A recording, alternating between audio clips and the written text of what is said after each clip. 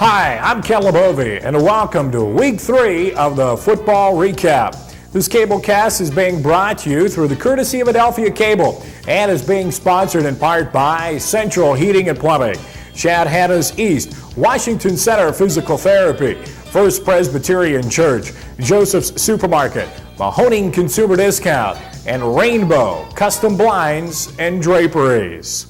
Well, again, it was another exciting week of area high school football. At Mohawk, the thrilling victory of Shenango over the Warriors in the last minutes. Newcastle battled the Little Indians of Indiana High in another game that went down to the last minutes. We'll take a look at how Laurel rolled over the Big Red of West Middlesex.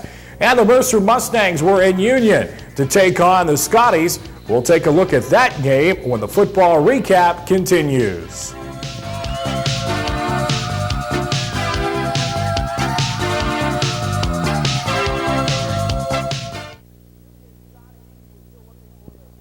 The Union Scotties were still looking for their first victory of this 1989 season. This past Friday night, they hosted the Mercer Mustangs. And let's take a look at what happened in that ball game.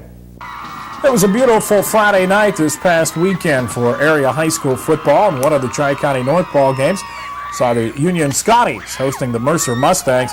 The Scotties, winless on the season, did come into the ball game fired up.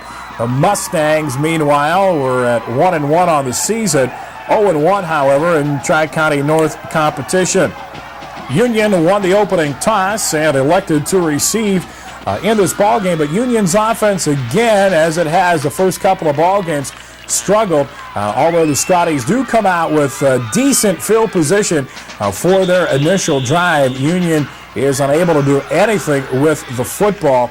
As you see, the Scotties here trying something, but the Mustangs right there, big loss of almost 10 yards for Union on that play. Mercer's defense was tough throughout the first half. Now, the Mustangs on offense will do a little bit of a trick play here.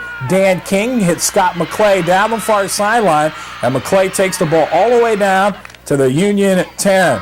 Now, a few plays later, Mustangs still have the football. King looks like he gets into the end zone, but he stopped just short.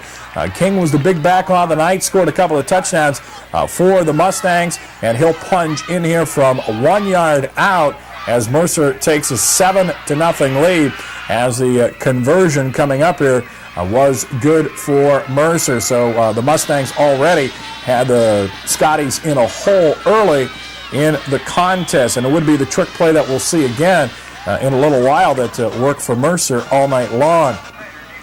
The Scotties receiving the kick, Dan King, good boot off the tee. And the Scotties end up with good field position again as they're able to bring the ball out close to the 40-yard line, and some good extra effort by Union. However, again, the Scotties cannot move the ball. Robbie Nogue hit as he throws the football. Pass goes incomplete. Still 7-0 at this point. Mercer with the football. Dan King, the ball carrier. We told you he was a big back. Look at him cut back into the middle of the field, break about 4 or 5 tackles until finally a host of Scotties have to bring King down. Chris Late is the quarterback for Mercer. Quick drop here, and it's King to the near sideline. King picks up good yardage, nearly 10 yards on that play before he's stopped by Union. Again, it's King on the pitch to the outside. This time, the Scotties hold him for no gain. Mercer, though, held the football throughout the ball game. Fans enjoying it at Union, despite the Scotties losing 7-0. And then later, once again, it's Mr. King leaping over the top. And the conversion was no good, but the Mustangs were in complete control early on, leading in the second quarter, 13-0. Mercer again with the football. Chris Late's pass falls incomplete, one of the few times that Union's defense came through. Now the Scotties get a break. Bad snap on the punt. It goes out of the end zone, and Union trails it 13-2. Scotties played much better in the second half. Ricky Pierce on a 10-yard run with a fumble recovery. Also, Joe Gunn scored as Union was able to come up with 2 second-half touchdowns, but lost 24-15 as Union remains winless on the season.